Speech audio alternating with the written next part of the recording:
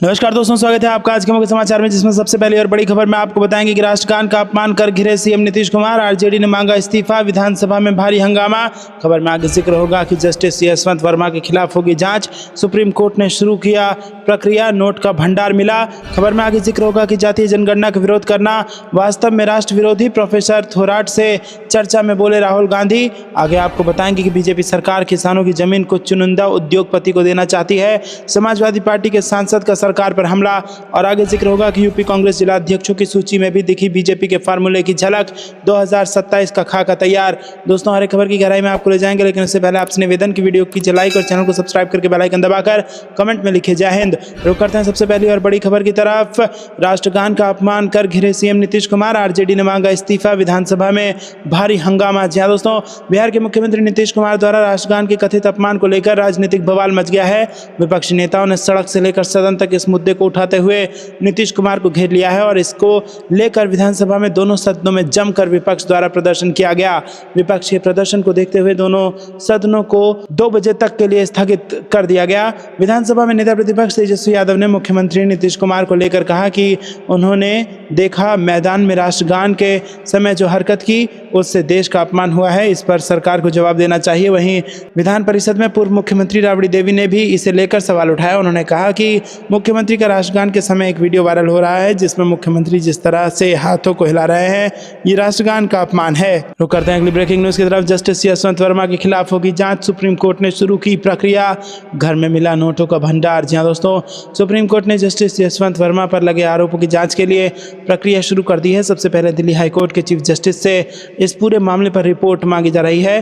कानून के जानकारों के मुताबिक किसी हाईकोर्ट के जज पर कोई कदाचार का आरोप लगे तो उसे सबसे पहले संबंधित हाईकोर्ट के चीफ जस्टिस से रिपोर्ट मांगी जाती है। इलाहाबाद हाईकोर्ट के जज जस्टिस शेखर यादव और कलकत्ता हाईकोर्ट के पूर्व जज जस्टिस कन्नन सहित कई जजों के मामले में यही प्रक्रिया चली थी। अगर आरोप सुप्रीम कोर्ट के जज के खिलाफ हो तो इन हाउस कमेटी का गठन सीधे सीजेआई की पहल पर किया जाता है। सुप्रीम कोर्ट कॉलेजियम ने दिल्ली हाई कोर्ट के जज जस्टिस यशवंत वर्मा के तबादले की सिफारिश की है। इससे पीछे की वजह है कि जस्टिस यशवंत वर्मा के सरकारी बंगले में आग लगी थी, जिसको बुझाने गई टीम को वहां पर भारी मात्रा में कैश मिला। इसके बाद चीफ जस्टिस संजीव खन्ना की अगुवाई वाले 3 वरिष्ठतम जजों के कॉलेजियम ने जस्टिस वर्मा को वापस उनके मूल हाईकोर्ट यानी इलाहाबाद हाईकोर्ट भेजने की सिफारिश की है। रुक करते हैं अगली ब्रेकिंग न्यूज़ की तरफ। जातीय जनगणना का विरोध करना वास्तव में राष्ट्र विरोधी, प्रोफेसर थोराट से चर्चा में बोले राहुल गांधी। जी हां दोस्तों, बाबा साहेब अम्बेडकर ने 20 मार्च 1927 को महार सत्याग्रह के जरिए जातिगत भेदभाव को सीधी चुनौती दी थी और इसी वजह से कांग्रेस नेता राहुल गांधी ने गुरुवार को शिक्षाविद और अर्थशास्त्री सुखदेव थोराट के साथ दलितों के शासन, शिक्षा, नौकरशाही और संसाधनों तक पहुंच और जातीय जनगणना के विषय पर चर्चा की है। इस बातचीत का एक वीडियो भी राहुल गांधी ने पोस्ट किया जिसमें वो जातीय जनगणना के महत्व के बारे में चर्चा कर रहे हैं। आपको बता दें दोस्तों कि वीडियो में राहुल गांधी ने कहा कि दलितों और पिछड़ों के पास जातीय जनगणना का संवैधानिक अधिकार है, लेकिन ऐसा ना करके उनका हक छीना जा रहा है। उन्होंने कहा कि जातीय जनगणना ना कराकर उनके साथ अन्याय हो रहा है। संविधान में सभी भारतीयों को एक समान अधिकार हासिल है और सबको बराबरी के साथ देखा जाता है, लेकिन सरकार इसे स्वीकार नहीं करना चाहती। सुखदेव थोराट ने कहा कि बाबा साहेब के प्रयासों से हमें संविधान में बराबरी का हक हासिल है, लेकिन फिर भी रीति रिवाजों और धार्मिक विश्वास में बराबरी नहीं मिल पाई है और वहाँ उच्च जातियों का दबदबा है। उन्होंने कहा कि 2014 से 20 के बीच दलित उत्पीड़न के 4 लाख से ज़्यादा मामले दर्ज हुए हैं और हर साल ऐसे 14,000 केस सामने आ रहे हैं। इसका बड़ा कारण है कि अनुसूचित जातियों तक संसाधनों की पहुंच नहीं है।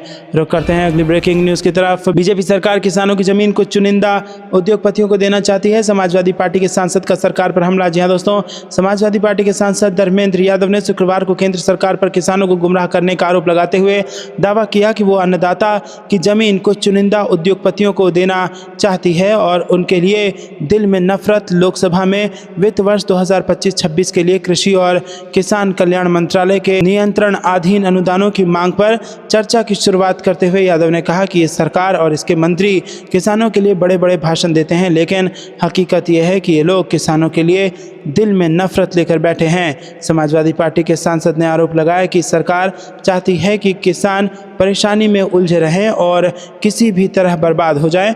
उन्होंने कहा कि बीजेपी के लोगों की किसानों की ज़मीन पर नज़र है। सरकार उनकी ज़मीन चुनिंदा उद्योगपतियों को देना चाहती है। सरकारी बैंकों का निजीकरण किया जा रहा है ताकि किसानों को निजी बैंकों से कर्ज लेना पड़े। बिना कर्ज लिए किसान खेती नहीं कर सकता। यादव ने दावा किया कि इस बार बजट में कृषि मंत्रालय की हिस्सेदारी केवल 2.7% रखी गई है और पिछले कृषि बजट की तुलना में इसमें 2.8% की कमी की गई है। रुक करते हैं अगली ब्रेकिंग न्यूज़ की तरफ। यूपी कांग्रेस जिला अध्यक्षों की सूची में भी दिखी बीजेपी के फॉर्मूले की झलक। 2027 का खाका तैयार। जी हाँ दोस्तों, उत्तर प्रदेश में लोकसभा चुनाव के बाद अब बीजेपी समेत तमाम सियासी दल 2027 विधानसभा चुनाव की तैयारी में जुट गए हैं। भारतीय जनता पार्टी ने हाल ही में अपने संगठन में बड़े स्तर पर बदलाव किए हैं और नए जिलाध्यक्षों की सूची जारी की है। बीजेपी के बाद कांग्रेस ने भी अपने जिलाध्यक्षों के नाम की घोषणा कर नया दांव चल दिया है। कांग्रेस ने भी बीजेपी की तरह हर जिले में तमाम जाति और सियासी समीकरणों को साधने की कोशिश की है। पार्टी की ओर से 133 अध्यक्षों के नाम की घोषणा की गई है, जिसमें इसकी झलक देखी जा सकती है।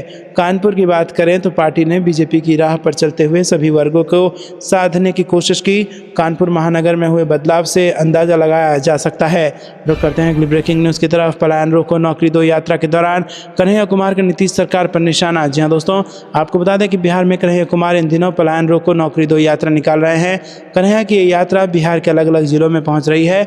यात्रा की शुरुआत बेतिया के भीतिहरवा गांव आश्रम में हुई है। पटना पहुंचने पर यात्रा का समापन होगा। बेतिया और मोतिहारी के बाद कन्हैया कुमार की यात्रा गुरुवार को सीतामढ़ी पहुंची और इस दौरान मीडिया से बातचीत करते हुए उन्होंने कहा कि पीएम नरेंद्र मोदी बार बार बिहार आते हैं और कोरे वादे करके चले जाते हैं, एक भी वादा पूरा नहीं हुआ है।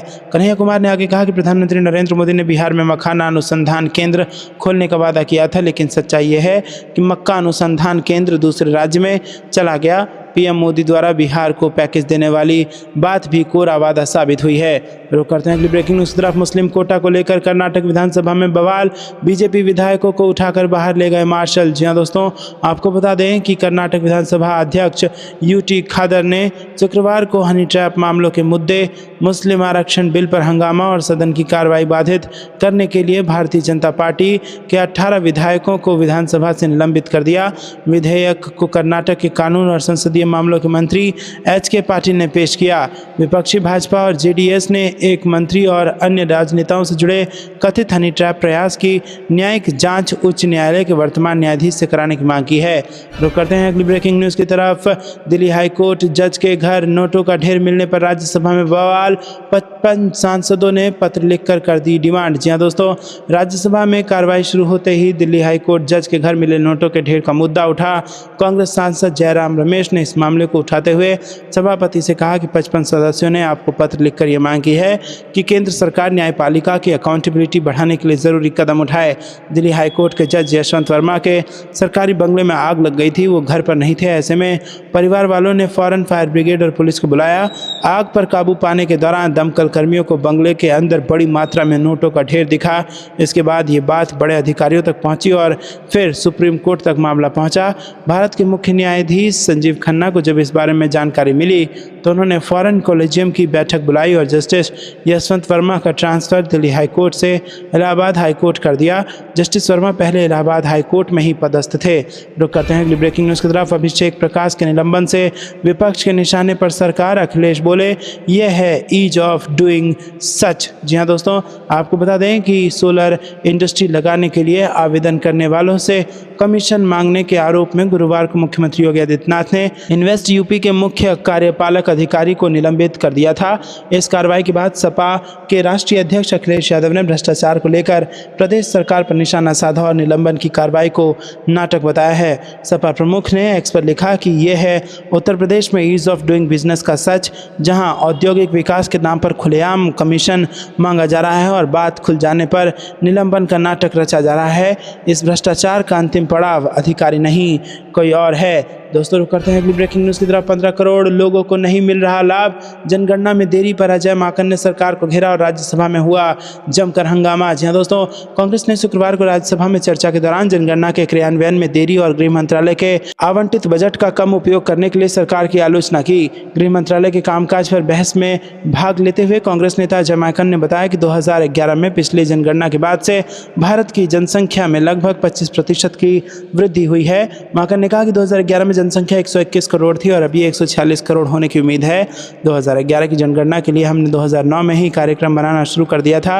अब जनगणना हमारे लिए महत्वपूर्ण है क्योंकि जन कल्याण के लिए हमारे सभी कार्यक्रम इसी पर आधारित हैं। दोस्तों आपको ये कुछ लगता है कमेंट में जरूर बताइए। वीडियो को लाइक नहीं किया तो लाइक जरूर कीजिएगा। रुक करते हैं अगली ब्रेकिंग न्यूज़ की तरफ। विधानसभा चुनाव से पहले कांग्रेस ने कन्हैया कुमार पर बड़ा दांव खेल दिया है। क्या गठबंधन में दरार पड़ेगी? जी हाँ दोस्तों, बिहार में इस साल के अंत तक विधानसभा चुनाव होने हैं और विधानसभा चुनाव जो है वो उसको लेकर कांग्रेस पार्टी पूरी तरीके से एक्टिव हो गई है। कांग्रेस ने हाल ही में अपने प्रदेश अध्यक्ष को भी बदल दिया है। बिहार में अखिलेश प्रसाद सिंह की जगह राजेश कुमार को नया प्रदेश अध्यक्ष बनाया गया है। इसके अलावा विधानसभा चुनाव को लेकर कांग्रेस ने कन्हैया कुमार पर भी दांव खेल दिया है। दिल्ली, महाराष्ट्र और हरियाणा के विधानसभा चुनावों में कांग्रेस को हार का सामना करना पड़ा था। अब बिहार विधानसभा चुनाव पार्टी के लिए अहम है। लोकसभा चुनाव 2024 में कन्हैया कुमार ने दिल्ली की उत्तरी पूर्वी सीट से चुनाव लड़ा था। हालांकि इस चुनाव में कन्हैया कुमार को हार का सामना करना पड़ा था। अब कांग्रेस ने बिहार में कन्हैया कुमार को उतारा है। कन्हैया कुमार इस समय नौकरी दो पलायन रोको यात्रा निकाल रहे हैं और ये यात्रा 24 दिनों की होगी और यात्रा में राहुल गांधी के आने की भी खबर है।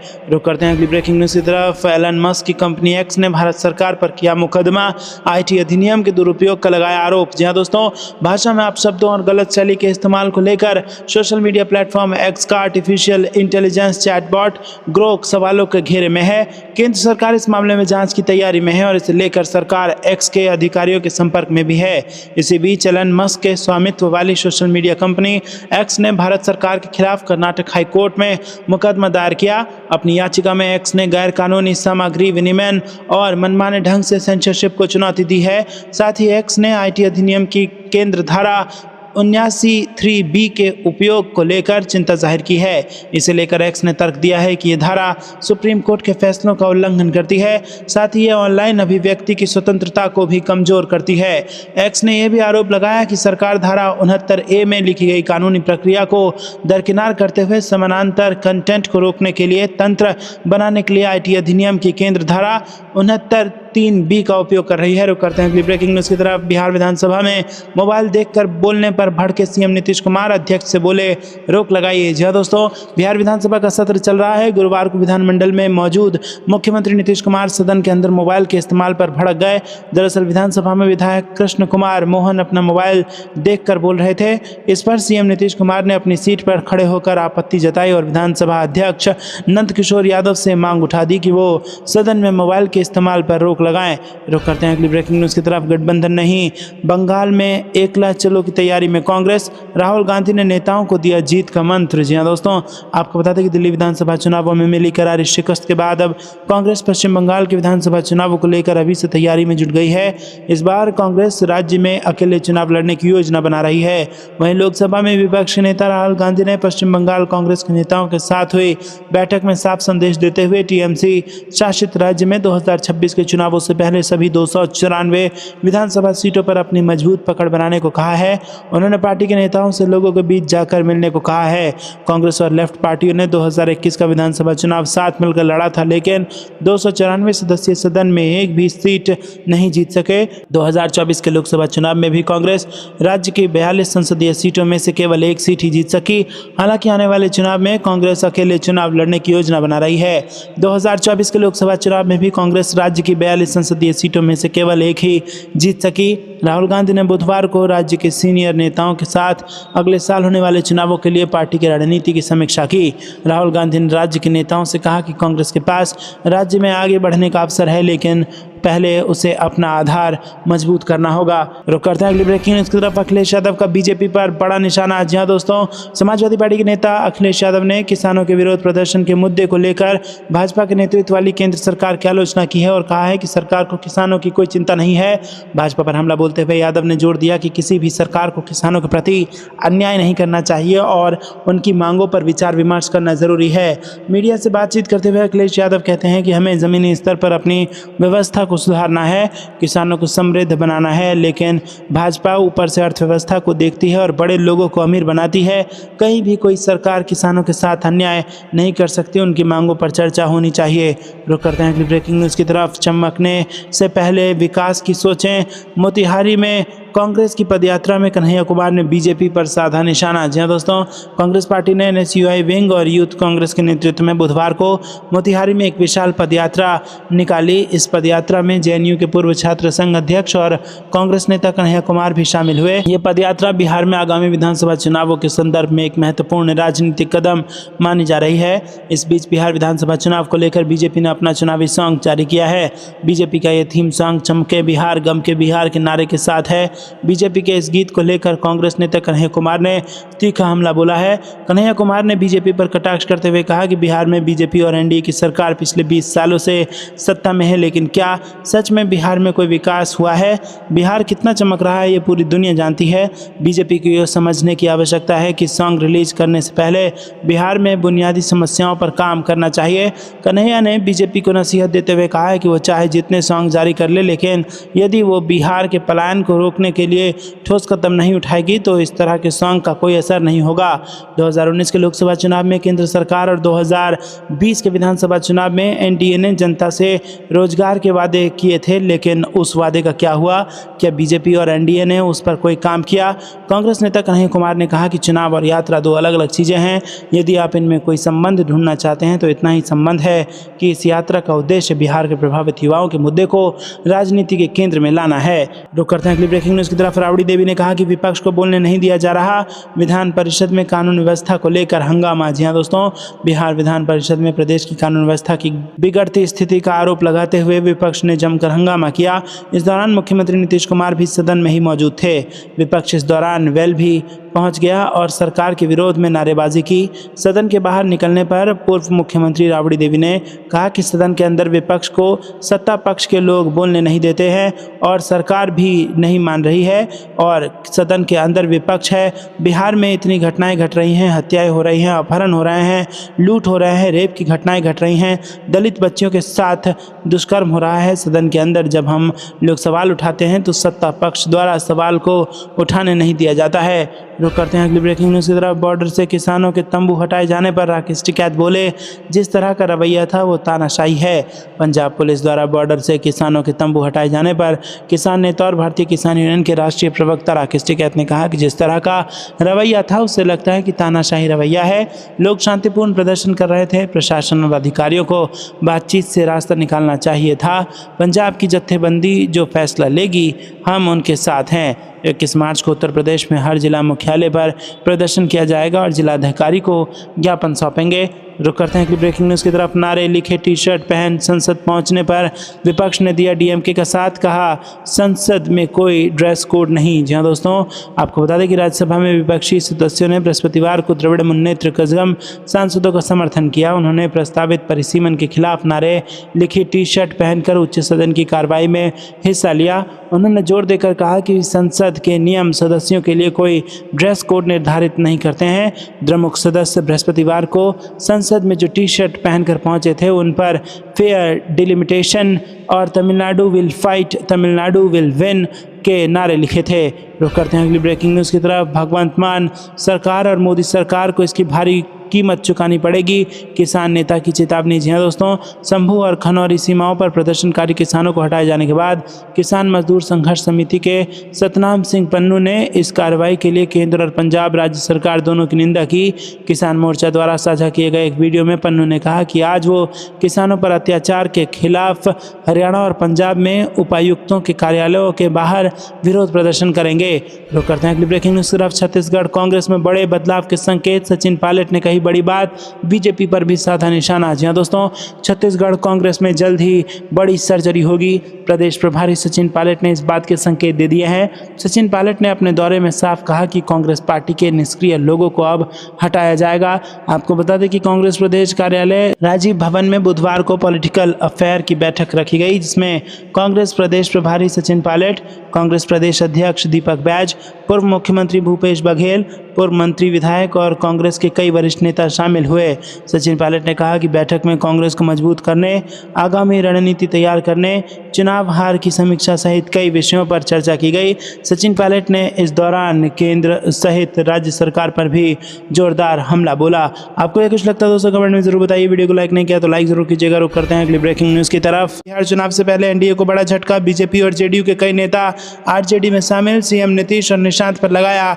बड़ा आरोप। जी हाँ दोस्तों, आपको बता दें कि बिहार की सियासत से एक बड़ी खबर सामने आई है। जेडीयू के 5 नेताओं ने मंगलवार को आरजेडी का दामन थाम लिया है और ये सभी नेता सीएम नीतीश के बेटे निशांत कुमार की जेडीयू में राजनीतिक एंट्री की चर्चाओं से नाराज बताए जा रहे हैं। सबसे बड़ी बात, कटिहार के काफी पुराने एक बीजेपी नेता नलिन मंडल भी बीजेपी को छोड़कर आरजेडी में शामिल हुए हैं। जी हाँ दोस्तों, आपको बता दें कि दरअसल राष्ट्रीय जनता दल में मिलन समारोह का आयोजन हुआ, जिसमें कटिहार के रहने वाले जेडीयू के वरिष्ठ नेता समरेंद्र कुणाल ने जिला स्तर के अन्य 4 नेताओं के साथ आरजेडी का दामन थाम लिया।